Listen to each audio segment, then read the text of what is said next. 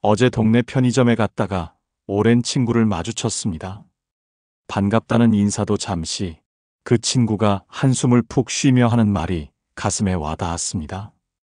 우리 애들이 요즘 나랑 얘기하기 싫어해. 전화해도 바쁘다고 하고, 안부 물어봐도 대답이 성의 없고, 집에 와도 일찍 가려고만 해. 그 친구 얼굴에는 깊은 서운함이 묻어 있었습니다. 뭘 잘못했나 싶어서 계속 생각해봐도 모르겠어. 애들이 왜 그럴까? 혹시 여러분도 이런 마음 드신 적 있으신가요? 자녀들이 예전만큼 자주 연락하지 않는다고 느끼실 때가 있으신가요? 명절이나 특별한 날에만 의무적으로 오는 것 같아서 서운하셨던 적은 없으신가요? 더 마음 아픈 건 우리가 자식을 걱정해서 하는 말들이 오히려 그들을 멀어지게 만들고 있다는 사실입니다. 요즘 어떻게 지내니? 돈은 모자라지 않니? 건강은 괜찮지?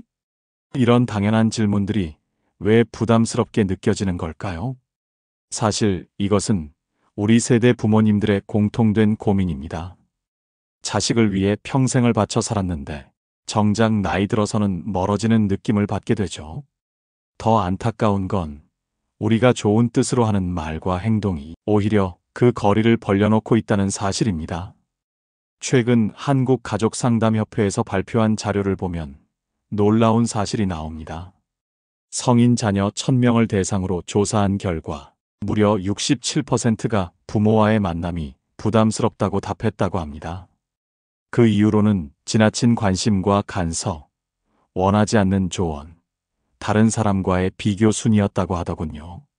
하지만 우리 부모들 입장에서는 억울한 일입니다. 자식을 사랑해서 하는 말인데 어떻게 그게 부담이 될 수 있을까요? 그런데 여기에 우리가 놓치고 있는 중요한 진실이 숨어 있습니다. 오늘 이 시간 여러분께 특별한 이야기를 들려드리고 싶습니다. 살아오며 깨달은 자녀와의 관계에서 가장 중요한 3가지 지혜를 나누려 합니다. 이 방법들을 실천하신다면 자녀들이 먼저 전화하고 더 자주 찾아오는 놀라운 변화를 경험하게 되실 것입니다. 그리고 마지막에는 우리가 평소 무심코 하던 말들 중에서 절대 해서는 안 되는 2가지도 알려드리겠습니다. 먼저 구독과 좋아요 한 번씩 부탁드립니다. 이것만 주의해도 자녀와의 관계가 훨씬 편안해질 것입니다. 첫 번째, 못 본 척 하세요. 72세 한정서 씨는 얼마 전 딸이 혼자 집에 왔습니다. 평소와 달리 얼굴에 생기가 없고 말도 별로 없더군요. 사위도 함께 오지 않고 혼자 온 것도 이상했습니다. 예전 같았으면 무슨 일 있어? 사위랑 싸웠어? 라고 바로 물어봤을 겁니다. 자식 얼굴만 봐도 뭔가 있다는 걸 아는 게 부모 마음이니까요. 그런데 그날은 달랐습니다. 그냥 아무 말도 하지 않고 좋아하는 미역국을 끓여주고 편히 쉴 수 있게 해줬습니다. 방에서 혼자 있고 싶어 하는 것 같아서 좀 쉬어라 하고는 거실에서 혼자 텔레비전을 봤죠. 저녁 먹을 때도 평소보다 말수가 적었지만 억지로 대화를 시작하지 않았습니다. 대신 딸이 좋아하는 반찬들을 조금 더 챙겨주고 천천히 먹어라 정도만 말했습니다. 이틀 후 딸에게서 문자가 왔습니다. 엄마, 그때 아무것도 묻지 않아줘서 고마웠어요. 정말 누가 뭐라고 했으면 더 힘들었을 거예요. 다음에 시간 되면 이야기해 드릴게요. 그제야 깨달았습니다. 아무것도 하지 않는 것이 때로는 가장 큰 위로가 될 수 있다는 사실을요. 부모는 자식을 보면 바로 압니다. 얼굴 표정만 봐도, 목소리 톤만 들어도, 심지어 걸음걸이만 봐도 뭔가 있구나 하고 느끼죠. 20년, 30년 함께 살아온 시간이 만들어낸 특별한 감각입니다. 하지만 여기서 진짜 지혜가 시작됩니다. 안다고 해서 다 말해야 하는 건 아니라는 걸 깨닫는 것 말입니다. 가족 심리 전문가들의 연구를 보면 흥미로운 사실이 나옵니다. 성인 자녀들이 부모와의 관계에서 가장 부담스러워하는 것이 바로 원치 않는 개입이라고 하더군요. 특히 감정적으로 힘들 때는 아무리 좋은 의도라도 질문이나 조언이 부담으로 다가온다는 겁니다. 뇌과학자들의 설명에 따르면 사람이 스트레스를 받을 때 뇌의 편도체가 활성화되면서 외부 자극에 예민해진다고 합니다. 이때는 아무리 친한 사이라도 질문이나 조언이 공격으로 느껴질 수 있다는 거죠. 생각해 보세요. 여러분도 마음이 복잡하고 힘들 때 누군가 계속 왜 그래? 무슨 일이야? 라고 물으면 어떤 기분이 드시나요? 오히려 더 말하기 싫어지고 피하고 싶어지지 않나요? 저도 그런 경험이 있습니다. 남편이 아프기 시작했을 때 주변 사람들이 자꾸 어떻게 됐어? 병원은 다녀왔어? 라고 물어보는데 대답하기가 너무 싫더라고요.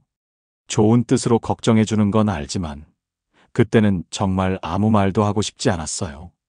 자녀가 어릴 때는 뭐든 물어보고 챙겨주는 것이 사랑이었습니다. 오늘 학교에서 뭐 했어? 친구들이랑 사이좋게 지내? 숙제는 다 했니? 이런 질문들이 아이들에게는 관심이었고 사랑이었죠. 하지만 어른이 된 후에는 그 사랑의 표현 방식이 달라져야 합니다. 이걸 받아들이기까지는 정말 오랜 시간이 걸리더군요. 못 본 척한다는 것은 무관심이 아닙니다. 오히려 가장 섬세한 배려입니다. 자녀의 감정을 존중하고 스스로 정리할 시간을 주는 것이죠. 마음이 힘들 때 가장 고마운 사람은 자꾸 캐묻는 사람이 아니라 조용히 옆에 있어주는 사람입니다. 말없이 따뜻한 밥을 차려주고 편히 쉴 수 있게 해주는 사람이죠. 조용히 지켜봐주는 사람 앞에서 마음은 천천히 열립니다. 억지로 열려고 하면 더 꽁꽁 닫히지만 기다려주면 저절로 열리게 되어 있어요. 심리 상담사들이 하는 말이 있습니다. 침묵도 하나의 언어다. 때로는 말보다 침묵이 더 큰 위로가 된다는 뜻입니다. 실제로 상담 과정에서도 상담사가 계속 질문만 하는 것보다 내담자가 스스로 말할 때까지 기다려주는 것이 더 효과적이라고 하더군요. 자녀들도 마찬가지입니다. 부모가 재촉하지 않고 기다려줄 때 오히려 먼저 다가와서 마음을 열게 됩니다. 두 번째, 돈 없는 척 하세요. 작은 아들이 전화를 했습니다. 아버지, 이번에 아파트 계약하는데 보증금이 좀 부족해요. 평소 같았으면 얼마나 필요해? 라고 바로 물어봤을 겁니다. 자식이 어려워하는데 부모가 외면할 수는 없으니까요. 하지만 이번엔 좀 달랐습니다. 며칠 전 이웃집 할머니가 하신 말씀이 생각났거든요. 자식들 도와주다 보니까 우리 노후 자금까지 다 떨어져 버렸어요. 이제 와서 자식들한테 용돈 달라고 할 수도 없고, 그래서 아들에게 이렇게 말했습니다. 아들아, 우리도 요즘 생활비며 의료비며 만만치 않다. 노후 준비도 해야 하고, 너희가 지혜롭게 해결하리라 믿는다. 아들이 잠시 침묵하더니, 아, 그러시구나.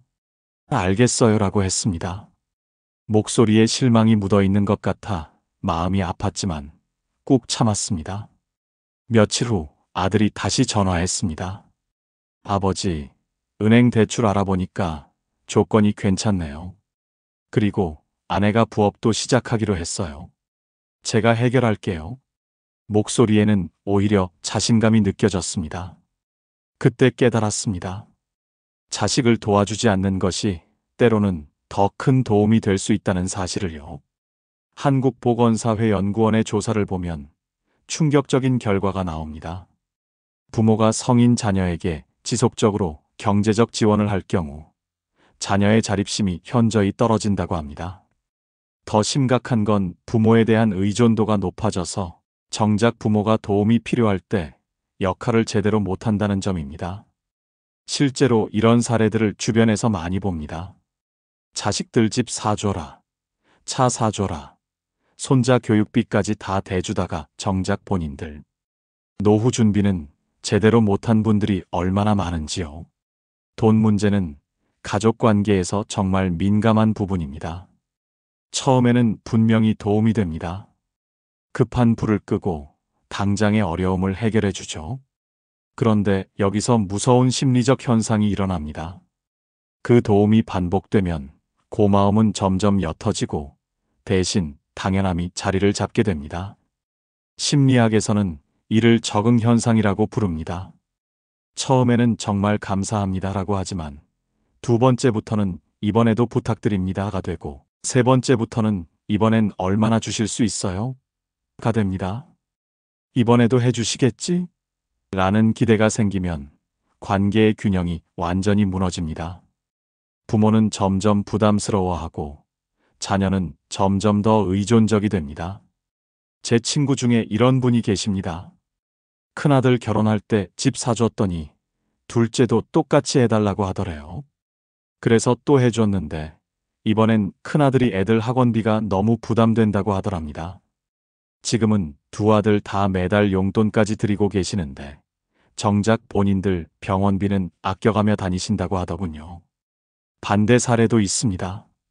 우리 동네 김씨 할아버지는 자식들이 도움 요청할 때마다 우리도 넉넉하지 않다고 하셨답니다. 처음에는 자식들이 서운해했지만 지금은 오히려 더 자주 찾아온다고 하더군요. 무엇보다 자식들이 모두 경제적으로 독립해서 안정된 생활을 하고 있다고 합니다. 재정 전문가들이 하는 말이 있습니다. 가장 효과적인 경제 교육은 실패의 기회를 주는 것이다.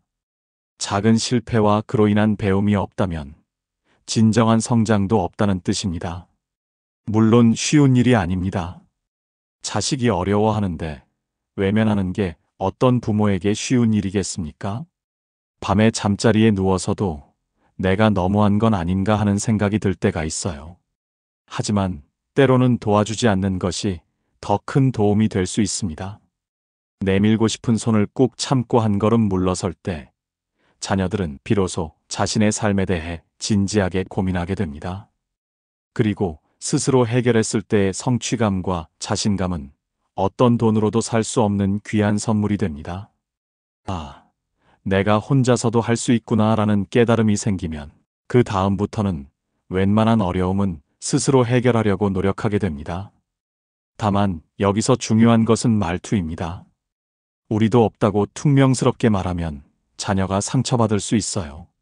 대신 너희가 충분히 지혜롭게 해결할 거라 믿는다는 식으로 신뢰를 표현하는 것이 좋습니다. 세 번째, 바쁜 척 하세요. 셋째 아들이 30이 넘어서도 결혼을 하지 않고 있습니다. 주변에서는 언제 결혼할 거냐고 자꾸 물어보고 저희도 솔직히 마음이 조급했어요. 예전에는 좋은 사람 있으면 소개해 줄까? 결혼 생각은 언제부터 할 거니? 이런 말들을 자주 했습니다. 그런데 그럴 때마다 아들 표정이 굳어지더라고요. 어느 날 아들이 조심스럽게 말하더군요. 엄마, 아버지, 제가 결혼에 대해 아직 준비가 안 됐어요. 조금만 더 기다려주세요. 그때 깨달았습니다. 우리가 재촉할수록 아들이 더 위축되고 있다는 걸요. 그날부터 전략을 바꿨습니다. 아들이 집에 와도 결혼 이야기는 꺼내지 않고 오히려 요즘 우리도 바빠서 정신없다는 식으로 말했어요. 아버지도 동호회 활동하느라 바쁘고 엄마도 봉사활동에 취미생활까지 하니까 시간이 어떻게 가는지 모르겠다. 몇 달이 지난 후 아들이 먼저 이야기하더군요. 요즘 괜찮은 사람을 만나고 있어요. 시간이 되면 소개해 드릴게요. 바쁜 척 한다는 것은 자녀의 일에만 매달리지 않는다는 뜻입니다. 우리만의 삶이 충실하다는 걸 보여주는 거죠. 자녀들이 가장 부담스러워하는 것 중 하나가 부모의 모든 관심이 자기에게 쏠려 있다고 느끼는 것입니다. 마치 자기 때문에 부모가 다른 걸 포기하고 있는 것 같은 죄책감을 느끼게 되거든요. 연구에 따르면 부모가 자신만의 취미나 사회활동을 가지고 있는 가정의 자녀들이 더 자유롭고 주체적인 선택을 한다고 합니다. 반대로 부모가 자녀에게만 모든 관심을 쏟는 가정의 자녀들은 더 큰 압박감을 느낀다고 하더군요. 우리 동네에 이런 분이 계세요. 딸이 35세까지 결혼을 안 하니까 매일 결혼은 언제 할 거냐고 물어보셨답니다. 그랬더니 딸이 스트레스 받아서 아예 집에 오지를 않더래요. 그런데 어느 날부터 그 어머니가 완전히 달라지셨어요. 등산 동호회도 나가시고 요리 교실도 다니시고 친구들과 여행도 다니시더라고요. 딸이 집에 와도 엄마 요즘 바빠 보이시네요 라고 할 정도였답니다. 그랬더니 신기하게도 딸이 먼저 결혼 이야기를 꺼내더래요. 엄마가 이렇게 바쁘시면 제가 결혼해도 괜찮을 것 같아요 라고 하면서요. 바쁜 척하는 것은 자녀에게 이런 메시지를 전달합니다. 나는 너 때문에 기다리고 있는 게 아니라 내 삶을 살고 있다. 너의 선택을 존중하고 나도 내 인생을 즐기고 있다. 물론 정말 바쁘게 살라는 뜻은 아닙니다. 자녀 걱정에만 매달려 있지 말고 우리만의 삶의 영역을 만들라는 의미예요. 취미 생활을 시작해 보세요. 친구들과의 만남을 늘려보세요. 새로운 것을 배워보세요. 봉사활동을 해보세요. 이런 활동들이 단순히 시간 때우기가 아니라 자녀에게 부모도 독립적인 삶을 살고 있다는 신호를 보내는 거예요. 그러면 자녀들도 부담을 덜 느끼게 됩니다.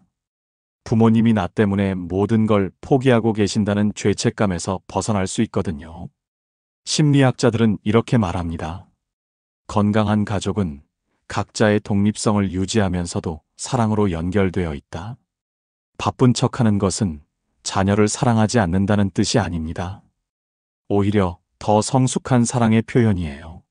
너의 인생은 내가 살고 나의 인생은 내가 산다는 건강한 경계를 만드는 것이죠. 이렇게 말해보세요. 요즘 나도 할 일이 많아서 바빠. 너희 일은 너희가 알아서 하고 우리도 우리 할 일 하자. 각자 자기 인생을 열심히 살면 돼. 이런 말들이 자녀에게는 오히려 자유로움을 줍니다. 부모의 기대나 압박에서 벗어나 자신만의 속도로 살아갈 수 있게 되거든요. 질문으로 대화하세요. 자녀가 고민을 털어놓을 때 우리는 보통 어떻게 반응하나요? 그러니까 내가 그러지 말라고 했잖아. 이럴 때는 이렇게 해야지. 요즘 애들이 다 그래. 이런 식으로 바로 조언이나 판단을 하게 됩니다. 지난주에 둘째 아들이 전화해서 직장 상사와 갈등이 있다고 하더군요. 예전 같았으면 참고 견뎌야지. 직장 생활이 다 그런 거야 했을 텐데 이번에는 달리 접근해 봤습니다. 그때 너는 어떤 기분이었어? 가장 힘들었던 부분이 뭐였지?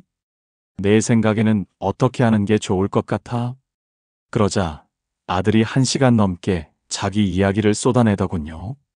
처음에는 상사에 대한 불만이었는데 말하다 보니 자기 부족한 부분도 인정하게 되고 나중에는 아버지 말하다 보니 어떻게 해야 할지 답이 보이네요 라고 하더라고요. 하버드 대학의 의사소통 연구에 따르면 사람들은 조언을 들을 때보다 자신의 이야기를 들어줄 때 더 마음을 엽니다. 특히 감정적으로 힘든 상황에서는 아무리 좋은 조언이라도 판단받는다고 느끼게 됩니다. 조언은 내가 너보다 더 잘 안다는 메시지를 담고 있어요. 하지만 질문은 내 생각이 궁금하다는 존중의 메시지를 전달합니다. 그렇다면 어떻게 해야 할까요? 답은 의외로 간단합니다. 조언 대신 질문을 하는 것입니다. 하지만 아무 질문이나 다 좋은 건 아닙니다. 왜 그렇게 했니? 같은 추궁하는 질문은 오히려 방어적 태도를 불러일으킵니다. 그때 어떤 생각이 들었을까? 처럼 열린 질문이 훨씬 효과적입니다. 좋은 질문의 예를 들어보면 그 상황에서 내가 느꼈던 감정이 어땠을까? 가장 어려웠던 점이 무엇이었지? 만약 다시 그런 상황이 온다면 어떻게 하고 싶어? 내 입장에서는 어떤 해결책이 가장 좋을 것 같아? 이런 질문들은 자녀를 방어적으로 만들지 않습니다. 오히려 스스로 생각을 정리할 기회를 제공하죠. 심리학에서는 이를 자기결정이론이라고 합니다. 인간은 본질적으로 스스로 결정할 때 더 큰 만족감을 느낀다는 이론입니다. 부모가 답을 주는 것보다 자녀가 스스로 답을 찾게 할 때 진정한 성장이 일어납니다. 실제로 상담 현장에서도 상담사가 조언하는 것보다 내담자가 스스로 깨닫게 하는 것이 훨씬 효과적이라고 합니다. 스스로 찾은 답은 오래 기억에 남고 실천할 가능성도 높아지거든요. 질문의 힘은 단순한 대화 기술을 넘어 관계 자체를 바꿉니다. 자녀의 자존감을 높이고 부모와의 관계를 더 건강하게 만듭니다. 순서도 중요합니다. 먼저 충분히 들어주고 공감한 후에 내 생각을 말해도 될까? 라고 허락을 구하고 조언하는 것이 좋습니다. 이렇게 하면 자녀들이 부모의 말에 더 열린 마음으로 귀 기울이게 됩니다. 막내딸이 육아 스트레스로 힘들어할 때도 비슷한 경험을 했습니다. 요즘 애가 너무 말을 안 들어서 미치겠어요 라고 하더군요. 예전 같았으면 애들이 다 그래, 참고 키워야지라고 했을 텐데 육아하면서 가장 힘든 순간이 언제야? 라고 물어봤어요. 그러자 딸이 한참 동안 자기 이야기를 했습니다. 남편이 늦게 들어와서 육아를 혼자 하게 되는 상황부터 시댁에서 오는 스트레스까지 평소에 말하지 못했던 이야기들을 다 털어놓더라고요. 마지막에 딸이 그러더군요. 말하고 나니까 제가 너무 예민했던 것 같아요. 남편이랑 다시 대화해봐야겠어요. 그때 깨달았습니다. 자녀들이 필요한 건 답이 아니라 들어주는 귀였다는 걸요. 절대 하지 말아야 할 두 가지. 이제 마지막으로 절대 해서는 안 되는 두 가지 말에 대해 얘기해 보겠습니다.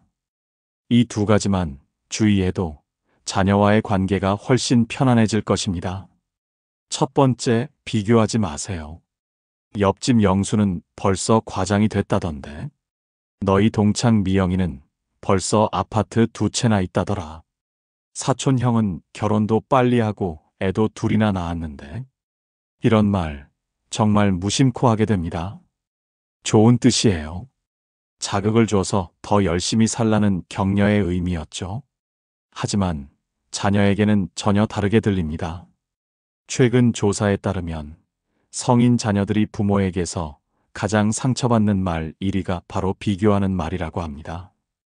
그런데 아이러니하게도 부모들은 이 말을 동기부여 차원에서 하는 경우가 많습니다. 너도 저렇게 될 수 있어라는 격려였겠지만 자녀가 듣는 메시지는 넌 부족해. 넌 내 기대에 못 미쳐입니다. 한번 생각해 보세요. 여러분도 힘들 때 누군가 다른 사람은 이런 상황에서 더 잘했는데 라는 말을 들으면 어떤 기분이 드시나요? 위로가 아니라 더 큰 좌절감을 느끼지 않으셨나요? 자녀들은 이미 충분히 비교당하며 살고 있습니다. SNS를 통해서든 동창회에서든 직장에서든 끊임없이 남과 비교하며 스트레스 받고 있어요. 그런 상황에서 부모마저 비교한다면 집에서조차 인정받지 못하는 기분이 들 수밖에 없습니다. 심리학자 알프레드 아들러는 모든 인간의 문제는 비교에서 시작된다고 했습니다. 특히 부모로부터의 비교는 가장 안전해야 할 관계에서 오는 상처이기에 더욱 깊은 흔적을 남깁니다. 실제로 30대 직장인들을 대상으로 한 설문조사를 보니 부모님의 비교 발언 때문에 집에 가기 싫어진 적이 있다고 답한 사람이 60%가 넘었다고 하더군요. 그렇다면 어떻게 해야 할까요? 비교 대신 인정입니다. 결과와 상관없이 내가 노력하는 모습이 자랑스러워. 내가 선택한 방식이 현명하다고 생각해. 지금까지 참 열심히 살아왔구나. 이런 말들이 자녀에게 진짜 힘이 됩니다. 67세 정다영 씨의 딸이 취업 준비로 힘들어할 때의 일입니다. 이웃집에서는 딸이 대기업에 취직했다는 소식이 들려왔는데 우리 딸은 면접에서 또 떨어졌다고 울면서 집에 왔어요. 예전 같았으면 옆집 은혜는 벌써 취직했는데 너는 뭘 하고 있니? 라고 했을 것 같아요. 하지만 그날은 참았습니다. 대신 지금까지 정말 많이 노력했구나. 엄마가 다 보고 있어라고만 말했어요. 그랬더니 딸이 엄마가 이해해 주시니까 더 힘이 나요. 조금 더 해볼게요 라고 하더라고요. 인정받는다는 느낌이 들 때 사람은 스스로 더 나아지고 싶다는 동기를 갖게 됩니다. 억지로 비교해서 만든 동기는 오래가지 못하지만 인정받아서 생긴 동기는 지속됩니다. 두 번째, 과거 이야기 꺼내지 마세요. 내가 중학교 때도 그랬었지. 결혼할 때도 내가 그러지 말라고 했잖아. 어릴 때부터 성격이 그랬어. 이런 말들도 자주 하게 됩니다. 현재 상황을 설명하려고 하다 보면 자연스럽게 과거 이야기가 나오게 되죠. 하지만 이런 말들은 자녀에게 큰 부담이 됩니다. 나는 변하지 않는 사람이구나. 엄마는 내 옛날 잘못을 계속 기억하고 계시는구나라는 생각이 들기 때문입니다. 심리학자들은 이를 과거 고착이라고 부릅니다. 과거의 실수나 패턴을 계속 언급하면 당사자는 그 프레임에서 벗어나기 어려워진다는 의미입니다. 특히 성인이 된 자녀들에게는 더욱 조심해야 합니다. 어릴 때의 모습과 지금의 모습은 완전히 다를 수 있거든요. 큰아들이 40이 넘었는데도 여전히 내가 어릴 때는 하면서 시작하는 말을 하곤 했어요. 그런데 어느 날 아들이 조심스럽게 말하더라고요. 아빠, 엄마, 저 이제 40이 넘었는데 아직도 어릴 때 이야기를 하시면 기분이 좀... 그제야 깨달았습니다. 제 머릿속에서는 아직도 그 아이가 어린 모습으로 남아 있었던 거죠. 대신 현재의 모습에 집중해서 이야기하는 것이 좋습니다. 요즘 많이 성숙해진 것 같아. 예전과는 확실히 다른 모습이네. 이제 정말 어른스러워졌구나. 이런 식으로 변화와 성장을 인정해주는 것이 훨씬 좋습니다. 이런 방법들을 실제로 적용해 본 분들의 이야기를 들어보겠습니다. 우리 동네 박 여사님은 몇 년 전까지만 해도 자녀들과 관계가 좋지 않았습니다. 애들이 나를 피해요. 전화해도 바쁘다고 하고 명절에만 의무적으로 와서 빨리 가버려요. 그런데 요즘은 완전히 달라졌어요. 자녀들이 먼저 전화하고 주말마다 손자 손녀들을 데리고 놀러 온다고 하더군요. 무엇이 달라졌을까요? 박 여사님 말씀으로는 제일 큰 변화는 참는 것을 배웠다는 거예요. 예전에는 자식들이 오면 이것저것 간섭하고 조언하고 챙겨주려고 했는데 이제는 그냥 편하게 해준다고 하더군요. 배고프면 알아서 먹을 거 찾아 먹고 피곤하면 알아서 쉬고 저는 그냥 필요할 때만 도와줘요. 또 다른 분은 이런 경험담을 들려주셨어요. 이웃집 김 씨는 아들과 오랫동안 사이가 안 좋았습니다. 아들이 사업에 실패했을 때 계속 내가 말렸잖아라는 식으로 말해서 관계가 틀어진 거였어요. 그런데 몇 년 전부터 완전히 달라지셨더라고요. 아들이 새로운 일을 시작한다고 했을 때도 내가 결정한 일이니까 최선을 다해봐라라고만 하셨답니다. 처음에는 아들이 의외라는 반응을 보였지만 점점 아버지와 대화를 많이 하게 되었고 지금은 일주일에 2번씩은 안부 전화를 한다고 하더군요. 이런 변화들이 하루아침에 일어나는 건 아닙니다. 오랜 시간 쌓인 패턴을 바꾸는 것이니까 인내심이 필요해요. 처음에는 자녀들이 엄마 아빠가 왜 저래? 하고 의아해할 수도 있습니다. 하지만 시간이 지나면서 부모의 변화된 모습을 느끼게 되고 자연스럽게 관계도 개선됩니다. 그렇다면 구체적으로 어떻게 실천할 수 있을까요? 먼저 자기 점검부터 해보세요. 평소에 자녀와 통화할 때 어떤 말을 주로 하는지 생각해 보는 거예요. 요즘 어때? 건강은 괜찮지? 돈은 모자라지 않니? 혹시 힘든 일 없어? 이런 질문들을 자주 한다면 조금씩 바꿔보세요. 별일 없으면 다행이고, 건강하게 지내는 것 같아서 다행이야. 잘 지내고 있는 것 같네. 질문보다는 긍정적인 확인의 말로 바꾸는 거예요. 둘째, 대화의 주도권을 자녀에게 넘겨주세요. 평소에 부모가 먼저 전화해서 이것저것 물어보는 패턴이라면 조금 기다려보는 거예요. 자녀가 먼저 연락할 때까지 기다리는 시간을 늘려보세요. 처음에는 불안할 수 있어요. 연락이 없으면 어떡하지? 나한테 관심이 없는 건 아닌가? 하지만 대부분의 경우 자녀들이 먼저 연락하게 됩니다. 셋째, 만날 때는 편안한 분위기를 만드세요. 자녀가 집에 왔을 때 이것도 해라, 저것도 해라 하지 말고 그냥 편히 쉴 수 있게 해주는 거예요. 좋아하는 음식 해주고 편하게 쉴 수 있게 해주고 억지로 대화를 시작하려고 하지 않는 거예요. 자녀가 말하고 싶어 할 때까지 기다리는 겁니다. 넷째, 조언하고 싶을 때는 한 번 더 생각해 보세요. 이 말이 정말 필요한 말일까? 아니면 내가 하고 싶은 말일까? 자녀를 위한 말인지 아니면 내 불안감을 달래기 위한 말인지 구분해 보는 거예요. 마지막으로 자녀의 변화를 인정하고 칭찬해 주세요. 많이 성숙해졌네. 예전보다 훨씬 안정되어 보여. 정말 잘 크고 있구나. 이런 말들이 자녀에게는 큰 힘이 됩니다. 60년, 70년을 살아오며 부모 노릇만큼 어려운 게 없다는 걸 새삼 느낍니다. 자식을 위해서라면 무엇이든 해주고 싶은 마음은 변함없지만 그 표현 방식은 계속 바뀌어야 한다는 걸 깨닫습니다.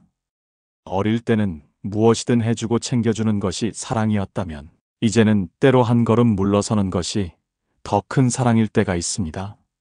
말하지 않는 여백을, 도와주지 않는 믿음을, 보지 않는 척하는 배려를 주는 것이 진정한 사랑의 모습인지도 모릅니다. 오늘 말씀드린 3가지 방법을 다시 정리해보면 첫째, 못 본 척하기. 자녀의 어려운 상황을 알아도 섣불리 개입하지 않기. 둘째, 돈 없는 척하기. 경제적 도움을 요청받아도 자립할 기회 주기. 셋째, 바쁜 척하기. 자녀 인생에만 매달리지 않고 본인 삶 살기. 그리고 절대 하지 말아야 할 2가지. 첫째, 다른 사람과 비교하지 않기. 둘째, 과거 이야기 꺼내지 않기. 이 모든 것의 핵심은 존중입니다. 성인이 된 자녀를 하나의 독립된 인격체로 존중하는 것이죠. 쉽지 않은 일입니다. 평생 보살피고 챙겨온 자식을 갑자기 내버려 두라고 하니 처음에는 정말 어색하고 불안할 수 있어요. 하지만 이것이 진정한 사랑입니다. 자녀들이 진짜 독립된 어른으로 성장할 수 있게 도와주는 것이죠. 자녀들도 언젠가는 깨달을 것입니다. 우리가 왜 그렇게 행동했는지를요. 아, 우리 부모님은 나를 믿고 기다려주셨구나 라고요. 그때까지는 조금 외로울 수도 있고 서운할 수도 있습니다. 하지만 결국은 더 건강하고 따뜻한 관계로 이어질 것입니다. 세상에 완벽한 부모는 없습니다. 다만 더 나은 관계를 위해 끊임없이 배우고 변화하려는 부모가 있을 뿐입니다. 여러분도 그런 부모님이시고 저도 그런 부모가 되려고 노력하고 있습니다. 저희 빛나는 인생의 지혜 채널은 이런 고민을 나누며 함께 성장해가는 공간입니다. 오늘 이 이야기가 여러분에게 작은 도움이 되었기를 바랍니다. 그리고 여러분의 소중한 경험과 지혜도 댓글로 나눠주세요. 우리 집에서는 이렇게 해서 관계가 좋아졌어요. 이런 말을 하니까 자녀가 더 편해하더라고요. 이런 경험담들이 같은 고민을 하는 다른 부모님들에게 큰 힘이 될 것입니다. 구독과 좋아요는 더 좋은 콘텐츠를 만드는 원동력이 됩니다. 여러분의 노후가 더 풍요롭고 행복해지는데 저희 채널이 조금이나마 보탬이 되었으면 합니다. 그때까지 건강하고 행복하게 지내시길 바랍니다. 감사합니다.